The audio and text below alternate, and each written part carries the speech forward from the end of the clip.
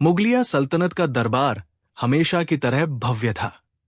शाम गहरा रही थी और दीवान खास में हल्की मशालें जल रही थी, जिनकी रोशनी से सोने के नक्काशीदार खंभे दमक रहे थे।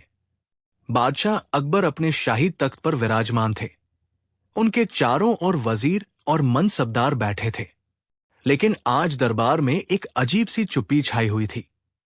आज का दिन सामान्य चर्चाओं में बीत चुका था, पर अकबर के माथे पर चिंता की एक बारीक रेखा थी।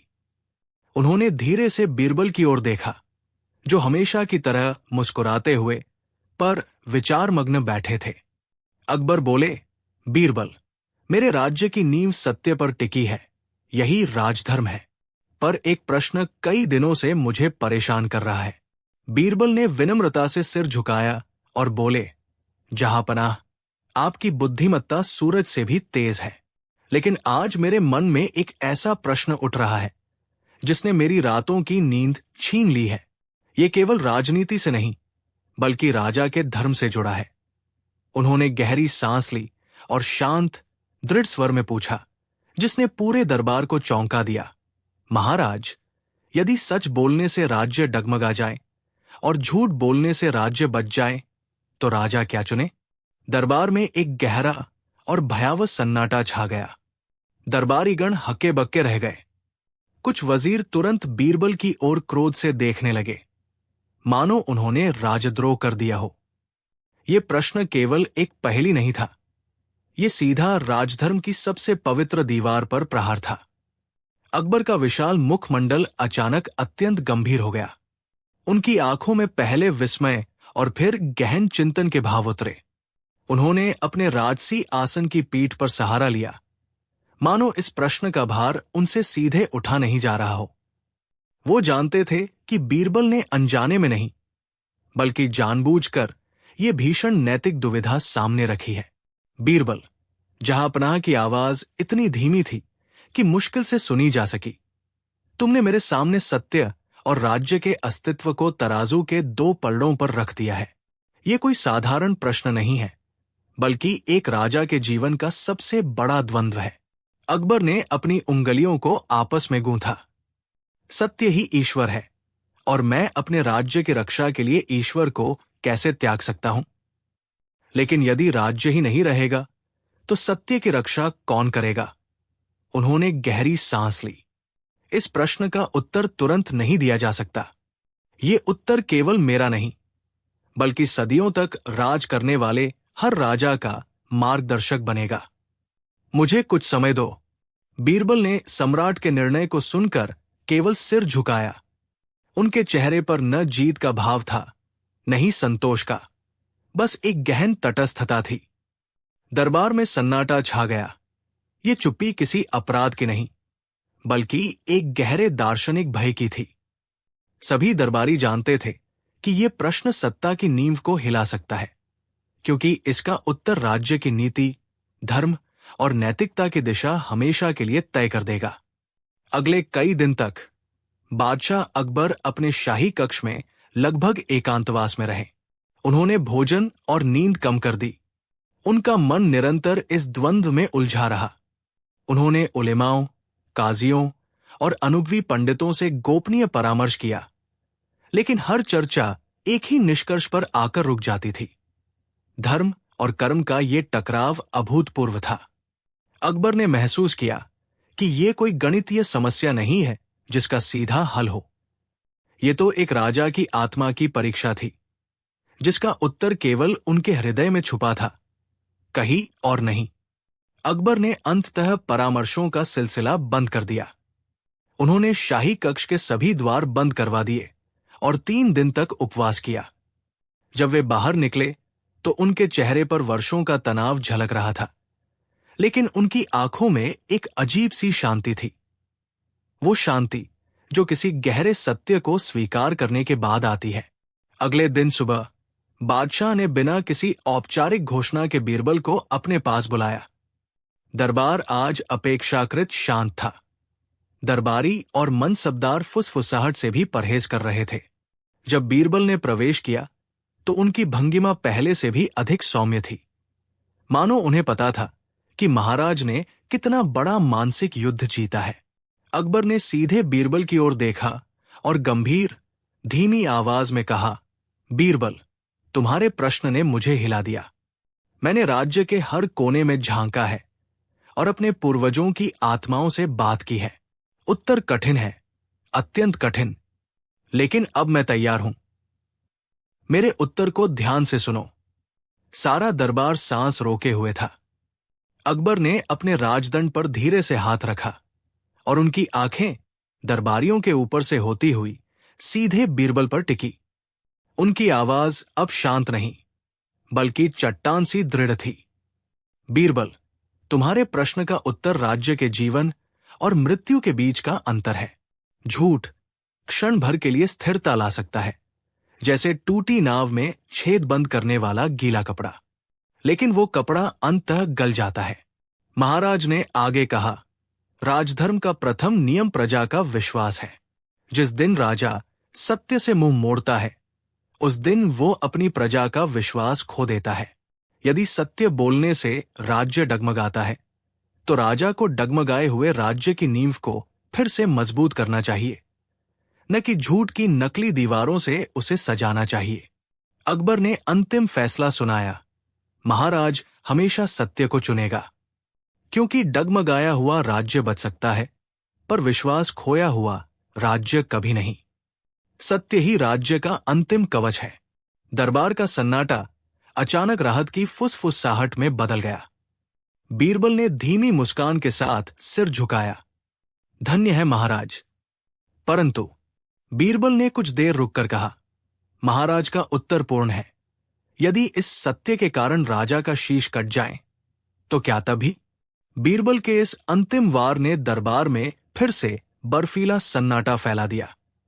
ये केवल प्रश्न नहीं था, ये राजा के जीवन और उसके सिद्धांत की अंतिम कसौटी थी। अकबर ने क्षण भर के लिए अपने माथे पर पड़ी चिंता की रेखाओं को सीधा किया। उनकी आंखें अब शांत और दृढ़ थी। उन्होंने धीरे से अपनी पगड़ी को छुआ, मानो सत्य के भार को महसूस कर रहे हों। बीरबल, अकबर की आवाज अब पहले से कहीं अधिक स्थिर और गंभीर थी। राजा का शरीर केवल एक नश्वर वस्त्र है, जो राजधर्म को ढकने के लिए पहना जाता है। यदि सत्य को बचाने के लिए ये वस्त्र उतारना पड़े, तो मैं सहर्ष तैयार हूं, क्योंकि बादशाह ने घोषणा की, एक सत्यवादी राजा का कटा हुआ शीश झूठ पर टिके 10 जीवित राजाओं से अधिक शक्तिशाली होता है। राजा मर सकता है, पर राजधर्म नहीं। मेरा सत्य ही मेरे बाद आने वाले शासकों का सिंहासन होगा। यदि राजा ही सत्य से डर जाएगा, तो प्रजा किसके पीछे चलेगी? बीरबल ने सिर झुकाया, जय हो महाराज। अकबर ने गहरी सांस ली। उनके चेहरे पर एक प्रकार की अलौकिक शांति थी, जो किसी कठिन परीक्षा को सफलतापूर्वक पार करने के बाद मिलती है। उन्हें लगा जैसे वर्षों पुराना कोई बोझ उतर गया हो। बीरबल ने सम्मानपूर्वक हाथ जोड़े, जहांपनाह, आपका ये उत्तर केवल सत्य का आग्रह नहीं है, बल्कि ये सिद्ध करता है कि आपका राजधर्म आपके निजी जीवन से कहीं बड़ा है। मेरा प्रश्न खतरनाक नहीं था महाराज। खतरनाक तो वो क्षण होता है जिसमें राजा भय के कारण सत्य से मुंह मोड़ लेता है। आपने भय को नहीं, धर्म को चुना। यही कारण है कि आपके साम्राज्य की नींव केवल भूमि पर नहीं, बल्कि आपके चरित्र पर टिकी है। बादशाह मुस्कुराए। उन्होंने बीरबल को स्नेह से देखा। तुम्हारी बुद्धि ही मेरे दरबार का सबसे बड़ा आभूषण है बीरबल। अब जाओ और लोगों को बताओ कि बादशाह का सत्य उसकी ढाल है, तलवार नहीं। बीरबल ने पुनः शीश झुकाया और उस कक्ष से बाहर निकल गए, पीछे छोड़ गए एक ऐसे राजा को जिसने अपने सत्य के भार को अपने ताज के भार से भी अधिक समझा था। राज दरबार में उस दिन चर्चा हुई कि बीरबल ने केवल एक प्रश्न नहीं पूछा था, बल्कि उन्होंने बादशाह के राजधर्म को स्वयं बादशाह के सामने कसौटी पर रख दिया था। महल के गलियारों से गुजरते हुए बीरबल के होंठों पर एक हल्की सी मुस्कान थी। वो जानते थे कि उनका प्रश्न एक जाल था, एक ऐसा जाल जिसे केवल एक सच्चा राजा ही पार कर सकता था।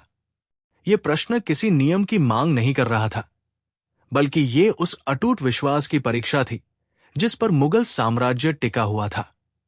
उन्होंने सोचा, बादशाह ने आज ये सिद्ध कर दिया कि उनके सिंहासन की नींव सोने या पत्थर की नहीं है, बल्कि उस पवित्र धर्म की है जिसे वो स्वयं निभाते हैं। उसी शाम जब राज्य के प्रमुख मंत्री और सलाहकार एकत्र हुए, तो सभी ने इस असाधारण संवाद पर अपनी सहमति जताई। उन्हें यह स्पष्ट हो गया था कि बीरबल ने जानबूझकर बादशाह को सबसे बड़ी चुनौती दी थी, सिर्फ इसलिए ताकि पूरा विश्व ये जान ले कि यदि धर्म और राज्य में से किसी एक को चुनना हो, तो अकबर हमेशा अपने धर्म को चुनेगा, और यही उस राज्य की सबसे बड़ी शक्ति थी। सत्य को चुनने वाले राजा का साम्राज्य कभी नहीं डगमगाता। अगली सुबह दरबार लगने से पहले बादशाह अकबर ने बीरबल को निजी कक्ष में बुलवाया। उनके चेहरे पर अब भी उस प्रश्न की गंभीरता और एक गहरी संतुष्टि छाई हुई थी। बीरबल, बादशाह ने शांत स्वर में कहा, तुमने भरी सभा में वो प्रश्न पूछा जिसका उत्तर देना स्वयं काल के लिए भी कठिन होता। ये तो सर्वविदित है कि मैं सत्य का मार्ग नहीं छोड़ सकता, किंतु तुम ये भली भांति जानते थे कि इस प्रश्न की चर्चा होने मात्र से शत्रु इसे हमारी कमजोरी मान सकते थे, जबकि ये हमारी सबसे बड़ी शक्ति है। बीरबल ने विनम्रता से सिर झुकाया। जहां पनाह, शत्रु हमारी कमजोरी नहीं, हमारी नींव को देखते हैं। मैंने परीक्षा आपकी नहीं ली, बल्कि उस सत्य की ली जिसे मैंने आपके सिंहासन के नीचे महसूस किया है। मैंने ये जानने का साहस किया कि क्या अकबर का न्याय सिंहासन की सुरक्षा से भी बड़ा है।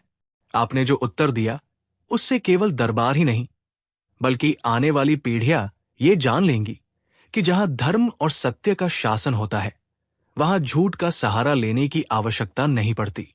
सत्य ही सबसे बड़ा रक्षक है। अकबर ने मुस्कुराते हुए बीरबल की पीठ थपथपाई, क्योंकि वह जानता था कि राज्य का सबसे सुरक्षित खजाना उसकी ईमानदारी ही है। दरबार में एक गहन शांति छा गई। सभी दरबारी बीरबल की बुद्धि और महाराज के अटूट सत्यनिष्ठा को नमन कर रहे थे। उन्हें एहसास हुआ कि बीरबल ने जो प्रश्न पूछा था, वो किसी शत्रु के आक्रमण से भी अधिक गंभीर था। ये सिंहासन की आत्मा पर सीधा वार था। उस दिन से ये प्रश्न केवल एक पहेली नहीं रहा, बल्कि शाही न्याय का आधार बन गया। अकबर ने उस शाम बीरबल को अपने निजी कक्ष में बुलाया। उन्होंने बीरबल के सामने 2 स्वर्ण मुहरे रखते हुए कहा, मित्र बीरबल, तुमने ये सिद्ध कर दिया कि राजा का मुकुट सोने का नहीं, बल्कि उसके वचन का बना होता है। राज्य शायद झूठ पर एक क्षण के लिए टिक जाए, पर पीढ़ियों तक केवल सत्य पर ही फलता फूलता है। बीरबल ने मुहरे स्वीकार करते हुए विनम्रता से सिर झुकाया। वो जानता था कि उसने न केवल राजा को, बल्कि पूरे साम्राज्य को एक अनमोल पाठ दिया है।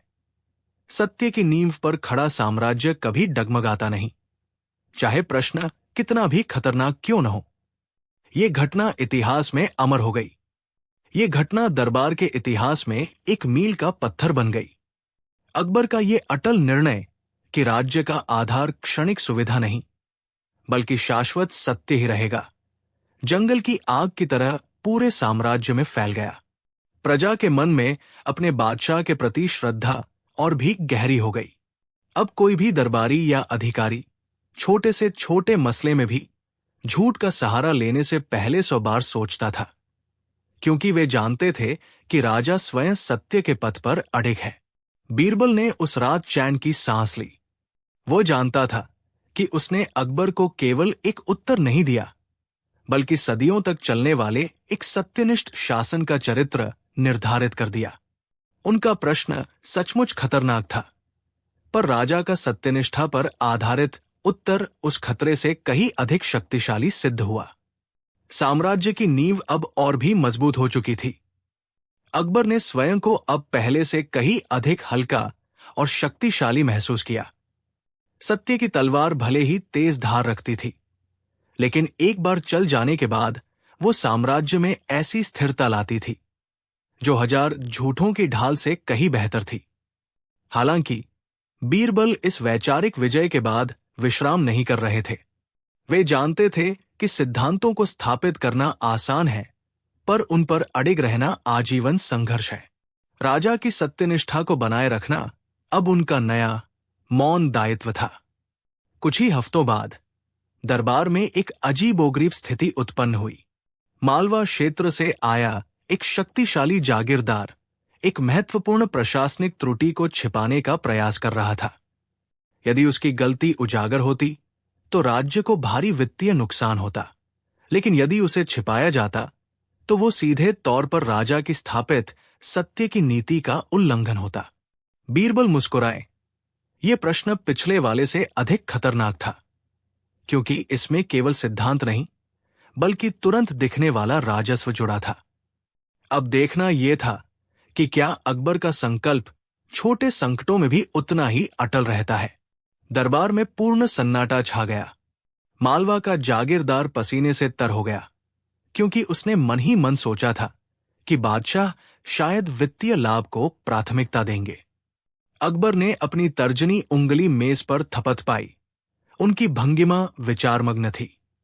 उनके सामने तत्काल राजस्व की हानि थी और दूसरी ओर पीढ़ियों से चली आ रही न्याय तथा सत्यनिष्ठा की विरासत। कुछ क्षणों की चुप्पी के बाद अकबर ने अपनी नजरें बीरबल पर स्थिर की। बीरबल, उन्होंने गंभीर और दृढ़ स्वर में कहा, आज यदि मैं राज्य के तात्कालिक लाभ के लिए असत्य का चयन करता हूं तो कल मेरे दरबारी, मेरे सेनापति और मेरी प्रजा भी यही करेगी। जो राज्य सत्य पर नहीं टिकता वो आज धन बचा लेगा, पर कल अपना विश्वास और अंततः अपना अस्तित्व खो देगा। उन्होंने अंतिम निर्णय सुनाया, जागीरदार की गलती सार्वजनिक की जाए और नियमों के अनुसार वसूली हो। सत्य से होने वाली हानि स्वीकार्य है, असत्य से अर्जित लाभ नहीं। बीरबल के चेहरे पर एक गहरी संतोष की मुस्कान थी। बादशाह अकबर एक और कठिन परीक्षा में खरे उतरे थे। अब प्रश्न यह था कि बीरबल की अगली चुनौती क्या होगी, जो राजा के इस अटल संकल्प को तोड़ सके। कुछ सप्ताह शांति से बीते। अकबर निश्चिंत थे कि अब बीरबल उनके सत्य के संकल्प को चुनौती नहीं दे पाएंगे।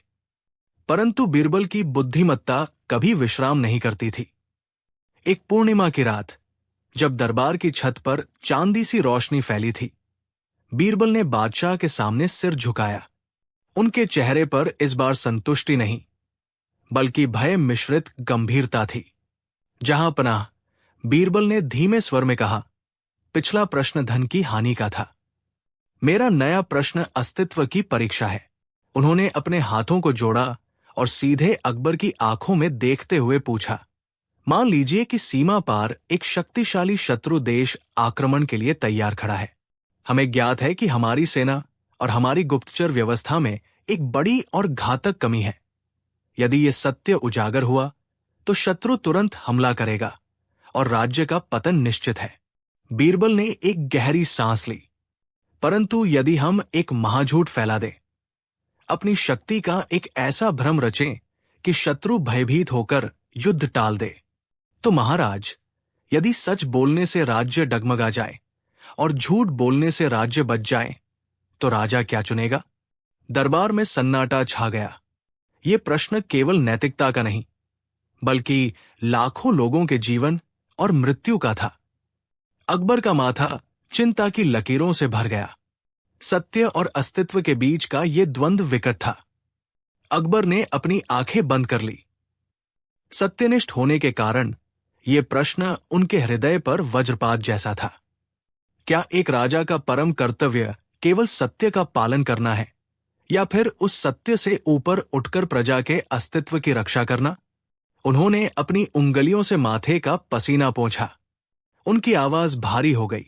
बीरबल, सत्य राजा का आभूषण है, परंतु राजधर्म का मूल आधार प्रजा की सुरक्षा है। यदि मेरी व्यक्तिगत सत्यनिष्ठा लाखों निर्दोष लोगों को विनाश की खाई में धकेलती है, तो वो सत्य नहीं, आत्मविनाश है। अकबर ने दृढ़ता से बीरबल को देखा। राज्य का अस्तित्व पहले आता है। यदि झूठ बोलना ही एकमात्र मार्ग है जिससे राज्य और उसकी प्रजा बच सकती है, तो राजा को वो महाझूठ चुनना होगा, क्योंकि सत्यनिष्ठा केवल तब मायने रखती है जब सत्य को सुनने और पालन करने वाला जीवित हो। दरबार में उपस्थित मंत्रीगण इस अप्रत्याशित किंतु व्यावहारिक निर्णय को सुनकर दंग रह गए। सत्य पर अस्तित्व की विजय। बीरबल ने धीरे से सिर झुकाया, मानो ये उत्तर उनकी अपेक्षा के अनुरूप था। तो महाराज, अब रणनीति क्या होगी? उन्होंने पूछा। रणनीति? अकबर ने बीरबल की ओर देखते हुए एक गहरी सांस ली, जिसकी गूंज विशाल कक्ष में फैल गई। रणनीति यह है कि राजा कभी भी सत्य का पूर्ण त्याग नहीं करता, वो केवल उसे छुपाता है, जब तक कि तूफान थम न जाए। उन्होंने मंत्रियों की ओर मुड़कर कहा, बीरबल का प्रश्न केवल हमारे सिद्धांत की परीक्षा था। कोई आसन्न संकट नहीं है, लेकिन यदि होता तो हमारा कर्तव्य होता कि हम प्रजा को बचाते, भले ही हमें अपने मुकुट की चमक पर क्षण भर के लिए धूल जमने देनी पड़ती। उस क्षणिक झूठ को हम धर्म संकट कहेंगे। अकबर की आंखें चमक उठीं। याद रखो, ये महाझूठ कभी स्थायी नहीं हो सकता। जैसे ही राज्य सुरक्षित होता है, राजा का पहला और अंतिम कर्तव्य है कि वह उस झूठ को जला दे और उस मूल सत्य को पुनः स्थापित करे जिसके लिए वो जाना जाता है। झूठी नींव पर टिका राज्य शीघ्र गिर जाता है। अस्तित्व बचाने के लिए बोला गया झूठ एक अस्थायी पुल होता है, गंतव्य नहीं। बीरबल ने सम्मानपूर्वक सिर झुकाया, लेकिन उनकी आंखों में अभी भी गहन मंथन चल रहा था। उन्होंने धीरे से आगे झुकते हुए कहा, जहांपनाह की दूरदर्शिता और सत्यनिष्ठा अतुलनीय है, परंतु क्षमा हो यदि ये सेवक एक और यदि प्रस्तुत करे। आपने कहा कि अस्तित्व बचाने के लिए बोला गया झूठ एक अस्थायी पुल है, जिसे राज्य बचते ही जला देना चाहिए। पर महाराज, यदि उस पुल को जलाने की क्रिया स्वयं ही नदी में आग लगा दे, मान लीजिए उस अस्थायी झूठ से राज्य को जो लाभ मिला है वो इतना गहरा और आवश्यक हो गया है कि यदि राजा उसे झूठ घोषित करता है तो प्रजा का विश्वास स्थायी रूप से टूट जाएगा। यदि सत्य को पुनः स्थापित करने का प्रयास ही राज्य के भीतर अराजकता और विद्रोह को जन्म दे दे, क्योंकि प्रजा अब उस सुरक्षित झूठी वास्तविकता में जीना चाहती है। बीरबल के इस प्रश्न ने सभा के वातावरण को और भी गंभीर बना दिया। अकबर की भौहें तंग गई। ये संकट केवल सत्य और झूठ का नहीं, बल्कि राजा के नैतिक और व्यावहारिक अस्तित्व का था। अकबर ने अपनी दृष्टि बीरबल पर टिकाए रखी, लेकिन उनकी आंखें बीरबल को नहीं, बल्कि उस भयानक काल्पनिक परिदृश्य को देख रही थी। दरबार में सन्नाटा इतना गहरा था कि यदि कोई पत्ता भी गिरता तो उसकी ध्वनि भीषण लगती। बादशाह ने धीरे से अपनी रत्नजड़ित अंगूठी घुमाई और लंबी सांस ली। बीरबल, बादशाह ने अत्यंत गंभीर स्वर में कहा, तुमने सत्य और असत्य को दो ऐसे तराजुओं पर रख दिया है जहां एक का झुकना दूसरे की मृत्यु सुनिश्चित करता है। यदि राजा का परम धर्म प्रजा का कल्याण है और उस कल्याण की रक्षा एक झूठ कर रहा है, तो क्या वह झूठ उस विनाशकारी सत्य से श्रेष्ठ नहीं हो जाता? क्या राजधर्म सत्य के शाब्दिक पालन से अधिक प्रजा की सुरक्षा और समृद्धि में निहित नहीं है? अकबर ने मेज पर मुट्ठी रखी। प्रश्न ये नहीं है कि राजा क्या चुने, प्रश्न ये है कि उस स्थिति में धर्म किसे कहा जाएगा। क्या राजा को उस सत्य का बलिदान नहीं देना चाहिए जो स्वयं राज्य का बलिदान मांग रहा हो? बीरबल ने अपनी आंखें हल्की सी बंद की, मानो उस विकट स्थिति का स्वयं अनुभव कर रहे हों। जहांपनाह, बीरबल ने शांत किंतु गंभीर स्वर में कहा, आपका प्रश्न तात्कालिक संकट को संबोधित करता है, लेकिन राजा का धर्म केवल वर्तमान की रक्षा नहीं है, वो भविष्य के लिए विश्वास की नींव रखना भी है। यदि आज राज्य को बचाने के लिए सत्य का बलिदान दिया जाता है, तो कल ये एक ऐसी परंपरा स्थापित करेगा जहां हर कठिन निर्णय में सत्य को त्यागना ही राजधर्म मान लिया जाएगा। उन्होंने जोर देकर कहा, एक राजा का वचन केवल शब्द नहीं, राज्य का आधार स्तंभ होता है। यदि ये आधार स्तंभ एक बार भी डगमगा गया तो प्रजा का विश्वास धूल हो जाएगा। जिस राज्य में प्रजा अपने राजा के शब्दों पर विश्वास करना छोड़ दे, क्या वह राज्य स्वयं ही नष्ट नहीं हो जाएगा? क्षणिक लाभ के लिए किया गया वो कल्याणकारी झूठ भविष्य के अनगिनत कपटों का बीज बो देगा। सत्य कड़वा होकर भी राजा के सिंहासन को स्थिर रखता है, जबकि झूठ का मीठा फल राज्य को धीरे धीरे भीतर से खोखला कर देता है।